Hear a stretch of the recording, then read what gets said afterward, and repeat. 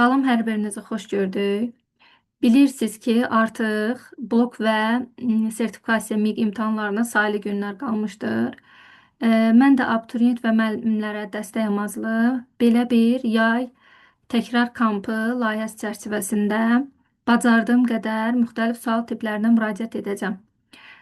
Bu sualları YouTube kanalında paylaşacağım. Sizdən ricam odur ki, bu tipli sualların gəlməyini istəyirsinizsə, video çəkilişini istəyirsinizsə, kanala abunə olmağı və bəyənməyi, aşağıda şərh bölümündə fikirlərinizi, hansı tipdə suallar istəyirsinizsə, müraciət edə bilərsiniz.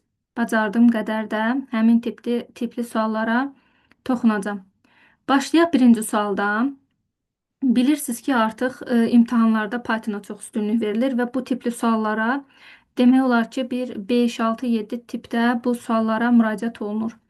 Sualda deyilir, deməli Python dilində yazılmış proqram icrası zamanı klaviaturadan belə bir ədəd daxil edilmişdir. 5682. Proqramın nəticəsini müəyyən edin. X ixtiyari bir ədəd, həmin ədəd x bərabərdir. 5682 x-ə daxil etdik. Eni başlanğıc 0 götürüb, K isə nəyə bərabərdir? 5682-yə. Val, yəni 5682. 5682. Nə qədər ki, 0-dan böyükdürsə, onda proqramın gövdəsində burada A nə iş görür? Deməli, ona bölünməsindən alınan qalıqları götürür. Yəni, x-in ona bölünməsindən alınan qalıqlar. Burada qalıqdır A. X burada nədir? X hər dəfə, deməli, 5682-ni, deməli, ona bölə-bölə gedir və n də burada sayınmaqla məşğuldur. Yəni, n sayır. Düzdürmü? Bax, bu hissəyə diqqətlə fikir versək, deməli, qalıqda bizdə 5682-ni qalıq olaraq, deməli, 2-dir, 8-dir, 6-dır və 5-dir. Neçə dəfə qalıq bu üzrə dövr edəcək? Deməli, n say olaraq 4 dəfə. N bizə 4 verəcək burada. Və hər dəfə dövr sıfırdan müsbət qiymət, sıfırdan böyük qiymətlər aldıqca 4 dəfə dövr etdikdən sonra düşür artıq burada deməli K-nı icra eləməyə, yəni sərbəstə. Dövrün xarici sərbəsti K. K plus 1 vurulsun 10 üstü n. Yəni K-mız 5000 girişdə 682-dir, üstünə gəlir. 1 vurulsun 10, yəni o da bilirik ki, artıq yazmıram 10 üstü. N-imiz də neçə idi? 4. Yəni 4 dəfə hər dəfəsində deməli bir-bir qalıqları sayır və n-in sayı 4 götürür. Burada da 4 0, yəni 10.000 gələndən sonra 1000, deməli 15.000 daha doğrusu 682 verir bizə. Və ikinci sərbəstdə bu K-da, K-nın artıq bu yeni qiymətinin üzərində bunu vurur 10-a, yəni 15682-ni 10-a vurur, üzərinə 1 gəlir. Və ona vuranda da arxasında bir dənə 0 verəcək, üzərinə də 1 gələndə bu da verəcək, deməli 156821. Bu da bizə verir B variantı. B variantı. Növbəti sual. Əsası n olan say sistemində n və n-in ardıcıl rəqəmlər olduğu məlumdursa, n-in qiymətini tapmamızı istəyir. Biz bilirik ki, deməli, əsası n olan say sistemi deməli, həmişə ədədin özündən bir vahid böyük olmalıdır. Yəni, n bərabərdir n plus 1. Buradan yola çıxsaq, məsəl üçün, belə bir nümunə verim. Desəm ki, məsəl üçün, 3 əsasında 4 yazsaq, bu bir də 4, 3. Yəni, əsas ədəddən böyük olmalıdır, yoxsa ədəd əsasdan böyük olmalıdır? Əlbəttə ki, əsas ədəddən böyük olmalıdır. Ona görə də n bərabərdir m üstə gələk 1, yəni n ədəddən bir vahid böyük götürülür. Bu zaman biz bunu 2 üsulla da gedə bilərik. Yəni, siz n-ə gətirib hər dəfə n plus 1-i burada yerinə qoyub hesablaya da bilərsiniz və sadə yolu olaraq deməli, nömrələmə üsulundan da getmək olar. Mən təkrar olaraq bir dəqiqə yazım. 4n, 5, əsas n bərabərdir. Bu da 10-luqda. Deməli, nömrələmə üsulu 0, 1, 2, 0, 1, 2 buradan yola çıxsa, deməli, 5-in 5n kvadratı üstə gəlinsin m-in, üstə gəlinsin 4 minus 4n kvadratı minus e, üstə gəlinsin, onsuz da mötərizənin əksinə dəyişəcək. M-in deməli üstə gəlinsin 5 bərabərdir 48 onluqda. Burada da mötərizənin içərisi əksinə dəyişəndə mötərizənin qabağındakı işarəyə görə buradan da alırıq nə? Deməli, n kvadratı minus 1 bərabərdir 48. 48. Buradan da alınır ki, n kvadratı bərabərdir 49. N də, n də plus minus 7. Amma biz bilirik ki, say sistemində müsbət 7 götürəcəyik. Bu bizim hələ ki n-imizdir. Yəni, n-in aldığı qiymətdir. Yəni, n 7-yə bərabər. Amma bizdən soruşur ki, o, m-in qiymətini tapın. Burada da heç nə, buradan. Yəni, m bərabərdir. M üstə gələk 1-dən. N-imiz 7 olarsa, bəs m-imiz neçə olar? M də bizə verər 6. Cavab D variantı. 6. Deməli, m-in qiymətini tapdıq ki, 6 edir. Bu da say sistemi mövzusuna aid olan bir tapşırıq idi. Növbəti isə qraflara aid olan tapşırıqdır. Deyir ki, 15 təpəsi, 25 tili, 5-i ilgək olmaqla qrafın qonşuluq matrisindəki sıfırların sayını müəyyən edin. Gəlin geri dönüş edək. Qraflarda bilirsiniz ki, deməli, təpələri taparkən təpə vurulsun təpə bərabərdir. Xana verir bizə, yəni sətir sütun. Təpə sayından, burada tili necə tapırıq? Til sayını 2-yə vururuq. Ona görə ki, məsələn, belə bir til olanda, məsələn, bir gedir, bir də qayıdır. Bunu 2 götürürük də. Til sayını 2-yə vurub biz tillərin ümumi sayını tapa bilirik. Və xanadan da tillərin sayını çıxsaq, yerdə bizdə nə qalır?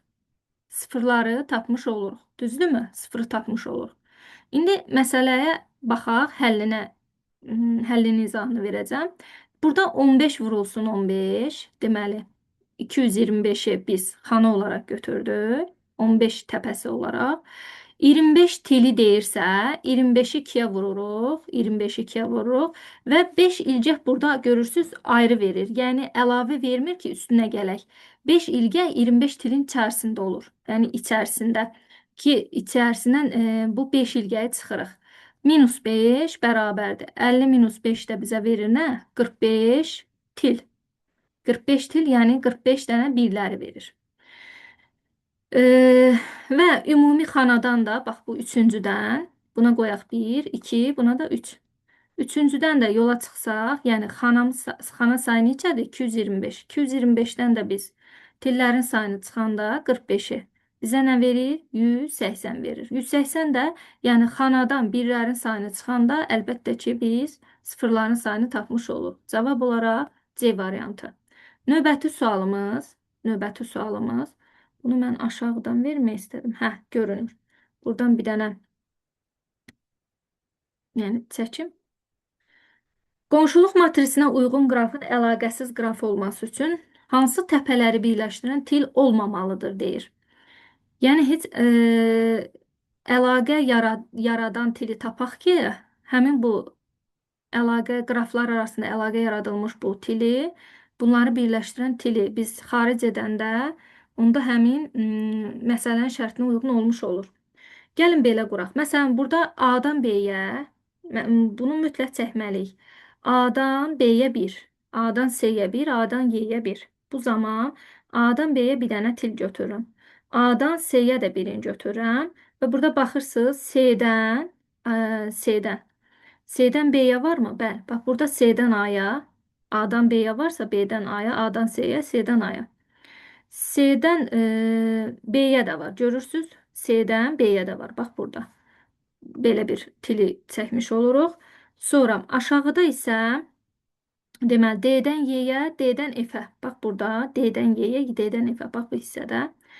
Bu zaman, buradan D-ni buradan götürün. D-dən, deməli, Y-yə, bir də D-dən F-ə də var. Bəs F-dən Y-yə varmı?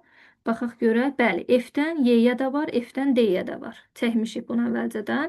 Bir də A-dan Y-yə burada var idi. Görürsünüz, A-dan Y-yə, Y-dən A-ya. Bax bu hissədə.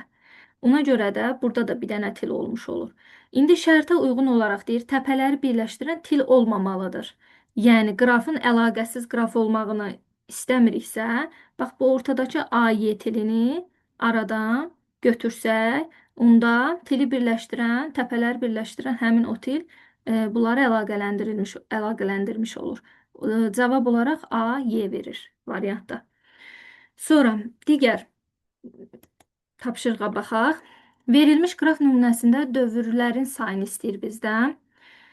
Burada biz əvvəlcə bu qraflara aid nümunədir. Qraflarda dövrləri necə müəyyənləşdirmək olar? Ümumiyyətcə qapalı tillərin yaratdığı qapalı bir sahəyə, dövrəyə deməli məsəl üçün belə deyək də, bax belə bir deyək ki, təpələrin birləşdirilmiş bu til hər tərəfdən çərçivəyə alınmış bu til deməli dairəvi formasında bunlar dövrlər əmələ gətirir.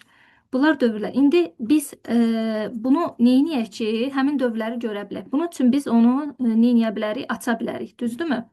Hə, açaq. Gəlin açaq. Açaq. Necə açaq? Bunun bu hissəsini, bax görürsünüz bura, bu hissəsini, bax aşağıdakı bu təpəni buradan çəksəm, belə bu formada. Çəkəndə, bax belə bir romb formasında fiqur almış oluram.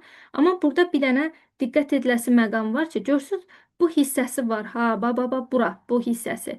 Bu hissəsində təpə yoxdur. Ona görə də burada çəkəndə diqqətli oluruq. Yəni necə? Bax bu hissə açanda, bax buranı var, bu hissəni açarkən bu formada olur. Yəni bu belə olur, bu da düşür bunun aşağı hissəsinə. Burada var, amma burada yoxdur. Yoxdur. Ona görə də dövrləri də buradan sayanda, burada bir dövr, bura iki dövr. Əgər burada da olsaydı biz üç dövr götürmüş olardıq. Ona görə buranın olmamaq bizə icazə vermir. Ona görə də cavab 2, o da olur Y variantı. Növbəti sual. Veb səhifədə cədvəl yaratmaq üçün istifadə edilən teqlər istəyir bizdən. Cədvəl teqi, yəni table götürülür. HTML deməli mövzusuna aid bir sualdır. Table, cədvəl. Cədvəlin sətir, sütun və xanalar vardır. Burada TD teqi, TH teqi, bir də TR teqindən istifadə olunur. Yəni B variantı. TD teqi bizdə verir sütun, sütunları tapsaq. TH teqi başlıqdır, sütun başlıqları. TR teqi də row-dan götürülür. TR row. Row da sətir verir də bizə. Sətir deməkdir. Sətir. Deməli, sütun, başlıq və sətirdən ibarət olmuş olur. Nə? Cədvəl. Növbəti sual, proqramın nəticəsini müəyyən edin. Deməli, K hər dəfə birdən, deməli, 50 aralığına qədər dövr edəcək. Nə zaman ki, K 2-yə, 3-ə, bax, 2-yə bölünməsindən alınan deyir, qalıq 1-ə bərabər deyil. Yəni, burada cütü istəyir. Diqqətli olun bu hissədə. Görsünüz, birdən fərqli deyirsə cütü istəyir. Təkləri yox, cütləri. Burada da cüt istəyir. Burada da 36-dan kiçik qiymətlər istəyir. Deməli, K 2-yə bölünməlidir. 2-yə bölünən, 3-ə bölünən. Bir də 36-dan kiçik qiymətləri istəyir. Və S də burada nə işlə məşğuldur? Sayır. Həmin qiymətlərin sayını istəyir. Bu zaman, deməli, 2-yə 3-ə bölünən ədədlərin sayını necə tapaq? 6, 12, 18, 24, 30 və 36. 1, 2, 3, 4, 5, 6. Deməli, say nə qədərdir? 6. Cavab B variantı. Növbəti sual. Proqram nəticəsini müəyyənləşdirməyimizi istəyir. I hardan başlayır? I 4-dən başlayır. Deyir ki, 4 kiçik bərabərdir 5. Gəlin yazaq. 4 kiçik bərabərdir 5. Hədəf dövrə daxil olanda bu zaman deməli i necədir? I 4. 4-ün 2-yə vurulmasının nəticəsi 8 verir. Deməli çapa birinci 8-i götürdü. Bax bura qeyd eləyirəm. Bax buradan 8-i yazıram buradan. Buradan yazaq. 8-i yazdıq. Sonra i plus 1. İ'nin qiyməti neçə idi? 4. 4-ün üstünə də artıq i-nin qiyməti mənimsəmiş oldu. 4-ün üstünə də 1 gəlir, eləyir 5. Print gəlir burada i-ni, yəni 5-i çap etmiş olur. Deməli 5-i də götürür. üzr istəyirəm, 5-i götürür. 5 deyib 8 yazıram. 5-i də götürür. Sonra hələ print i-ya dövrün sonuna çatmamışıq da. Bu hissədə və dövrün gövdəsini icra edirik. Bu hissə sərbəstdir. Yəni dövrün xarici sərbəstidir. Sonra i sonuncu 5-dən götürüləcək. 5 kiçik bərabərdir 5-də hə deyəcək. Və i də print i-ni vuracaq 2-yə. i 5-i, i-nin qiyməti 5 olmuşdu. 5-i 2-yə vuranda aldıq ki 10. Int burada nə iş görür? Mən bunu alt-alta əslində yazmağım düzgün deyildi. Mən bunu qarşı-qarşıya yazmalıyım. Ona görə ki, int boşluq qoymaqla qarşı-qarşıya yazacaq. Deməli, qiymət oldu 8, sonra oldu 5. Bax, kursor gəlir elə bil ki, boşluq qoyur, dayanır. Sonra 5, sonra növbəti dəfə deməli 10 almışdıq da biz. 8, 5, sonra print i, yəni 5-i 2-yə vurdu 10. Bunu da yazdım bura. Və i bərabərdir. Onun üzərinə bir dəqiqə i plus 1. i plus 1. Yox, onun yox. i-nin qiyməti 5. 5-in üstünə 1 gələndə 6 verir. 6 verəndə print burada deməli 6-nı da çap etmiş olur. Olur 8, 5, 10, 6. Bir də. Artıq 6 kiçik bərabərdir 5-də yox deyir. Yox deyir. Və gəlir dövrdən çıxanda sərbəsti görür. Yəni print i-ni görür. i-nin də son qiyməti 6 olur. A-nı bir də çap eləyir. A-nı bir də çap edir. Və nəticədə 8, 5, 10, 6, 6. O da eləyir B variantı. Növbəti sual. Növbəti sual. Bir dənə yuxarı hissəyə də baxaq. Aha. Klaviaturadan deməli belə bir ədədlər daxil edilərsə, proqramın nəticəsini istəyir. Baxın, burada başlanğıcda S-də 0-dır, H-da 0-dır. Nə qədər ki, A 0-dan böyük olarsa, yəni müsbət, Q burada nə iş görür? Q burada qalıqlardır, düzdürmü? Yəni Q bərabərdir. A-nın 10-a bölünməsindən alınan qalıqları istəyir. Qalığı bir-bir sayanda, baxın, bir dəfə 8-i, bir dəfə 7-ni, 2-ni, 3-ü, 6-nı, 4-ü və belə-belə sayacaq. 1, 2, 3, 4, 5, 6, 7, 8, 9. Mən 9 dənə qalıq görürəm burada. Yəni Q gəlib 9 dənə qalığı götürür. If əgər Q-nun 2-yə bölünməsindən alınan qalıq. Yəni burada sıfırdan fərqli burada təkləri istəyəcək. If əgər deməli Q-nun 2-yə bölünməsindən alınan qalıq sıfırdırsa, yəni burada təkləri istəyəcək. Təkləri istədiyi üçün S burada nə iş görəcək? Başlanğıc 0 olduğuna görə hər dəfə deməli bu tək qiymətləri, yəni hansı ki 5, 1, sonra 3 və 7 bunlar cəmləyir. Bu da nə verir bizə? 6, 9, 16. 16. Deməli bu S cəmi götürdü 16. Elsə artıq əks halda olanda nə olur onda? Cüt qiymətlərini istəyir. Burada da cütləri istəyir. Cütlərdə H, yəni şərtdə S-lə H-ı S-də cəmi istəyir. S-də cəmi istəyir. H-da da nə iş görür? Burada sayını istəyir. Sayı. Yəni cütlərin sayı. Cütlər də hansılardır? 2-dir, 4-dür, 6-dır, 2-dir, 8-dir. Neçə dənədir? 5 dənə də cüt var. 5 dənə də cüt var. Deməli, S olaraq 16-dır. H olaraq da 5-dir. Bu cəmidir, bu da sayıdır. Deməli, düzgün cavab 16, 5, D variantı. Və gəldik nəhayət sonuncu suala. Sonuncu sualda da Excel mövzusuna aid olan, yəni nisbət diaqramlarına aid olan bir tapşırıqdır. Gəlin baxaq. Deməli, burada baxın, X-i tapaq əvvəlcə. Sualın giriş hissəsini burada üzr istəyirəm, yəni düşməyibdir, amma orada paylaşımda qeyd etmişdim. Burada A1-in qiymətini, A1 xanasının qiymətini istəyir. Gəlin bunları qeyd eləyək. Baxın, bax burada bu hissədə bura deməli A2 saat əqrəb istiqamətində da siz bilirsiniz. Deməli A2, B2 və C2.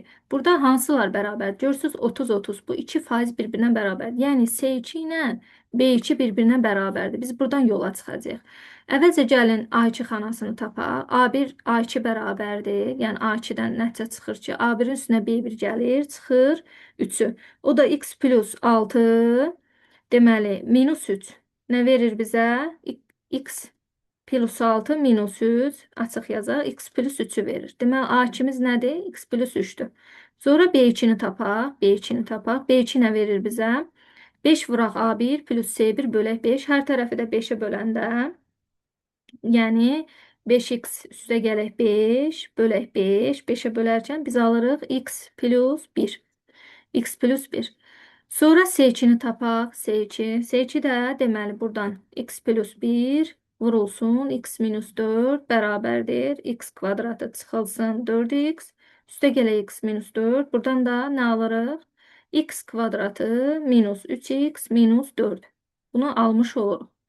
İndi C2 B2'yə bərabərdirsə, C2 B2'yə bərabərdir, düzdür? Yəni C2 ilə B2 ikisi də eyni faiz nisbətindədir. Bu zaman tənliyimiz belə olacaq. X üstə gələk 1 bərabərdir. X kvadratı minus 3x minus 4.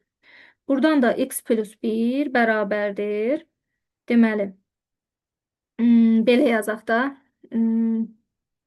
Belə yazaq. Bir dəfəlik yazsaq, deməli bu bizə verir x kvadratı, 3xx nə verir? 4x. Sonra bu hissədə keçirəndə 5. Deməli, tənliyimizin kökləri biri 5'dir, digəri mənfi 1'dir. Mənfi 1'dir.